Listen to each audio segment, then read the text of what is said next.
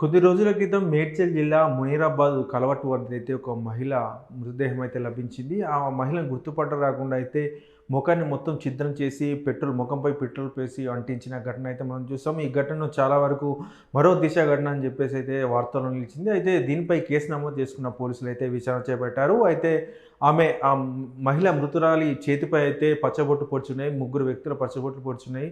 ఆ తర్వాత ఆ ఏరియాలో అంటే మునీరాబాద్ కావచ్చు, చుట్టుపక్కల మేడ్చల్ కావచ్చు, మెదినీపూర్ కావచ్చు ప్రాంతాల్లో కూడా పోలీసులు సెర్చ్ చేశారు. ఈ క్రమంలో సీసీ కెమెరాలు పరిశీలిస్తుండగా ఆ మహిళ మరొక వ్యక్తితో కలిసి అయితే ఒక మెడికల్ షాప్‌కి వెళ్ళినట్లయితే గుర్తించారు. వెంటనే మెడికల్ షాప్‌కి వెళ్ళి వాకప్ చేయగా ఆ వ్యక్తి కూడా వచ్చినట్లయితే మెడికల్ షాప్ యజమాని చెప్పాడు. దీంతో అతను ఏం కొనుగోలు చేశారని చెప్పేసి కూడా పోలీసులు మెడికల్ షాప్ అతన్ని అడగడం జరిగింది. అతను కండోమ్ కొనుగోలు చేశారని చెప్పేసి కూడా మెడికల్ షాప్ అతను చెప్పాడు. అయితే ఎలా పే చేశాడు మనీ అంటే డిజిటల్ అంటే ఫోన్‌పే చేసినట్లయితే చెప్పారు. వెంటనే ఆ ఫోన్‌పే ట్రాన్సాక్షన్ ఆధారంగా అతని ఫోన్ నెంబర్ అయితే సేకరించారు. ఫోన్ నెంబర్ బట్టి అక్కడ అంటే నిందితుడు ఎక్కడున్నాడని చెప్పేసి అయితే లొకేషన్ ట్రేస్ అవుట్ చేసి నిందితుడిని పట్టుకున్నాడు. చివరిగా నిందితుడిని షేక్ ఇమామ్‌గా అయితే తేల్చారు. షేక్ ఇమామ్ నేటివ్ ప్లేస్ వచ్చేసి కరీంనగర్ జిల్లా కమర్పూర్ మండలం.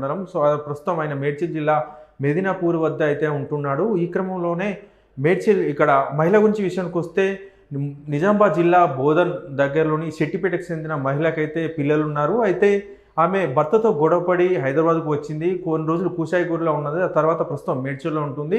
అయితే ఇక్కడ ఆమె కూలీ పనులు చేసుకుంటూ ఉంటుంది. అయితే కొద్దిగా అంటే వారం రోజుల క్రితం కూలీ పని కోసం మేడ్చల్ చౌరస్తా వద్ద ఉండగా అయితే ఈ షేక్ ఇమామ్ అనే వ్యక్తి ఆమె దగ్గరికి వెళ్లారు. మెల్లగా మాటలు కలిపి తనతో ఏకంగా గడిపితే 500 ఇస్తా అని చెప్పేసి సదరు మహిళకు చెప్పాడు. మహిళ కూడా ఒప్పుకున్నది. సో ఇద్దరు కలిసి అయితే మెడికల్ షాప్‌కి వెళ్లారు. మెడికల్ షాప్‌లో అతను షేక్ ఇమామ్ అయితే కండోమ్ కొనుగోలు చేశాడు. తర్వాత ఫోన్‌పే చేసాడు.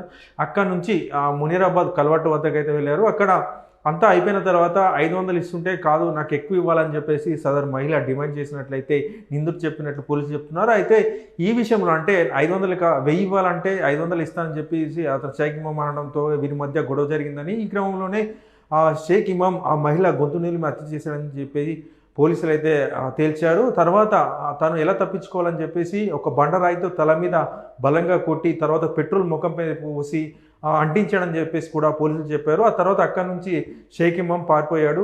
ఆ తర్వాత ఏంటంటే ఈ కేసులో ముఖ్యంగా సీసీ కెమెరాల ఆధారంగా అతను మెడికల్ షాప్‌లో డబ్బులు చెల్లించాడుగా డిజిటల్ పేమెంట్.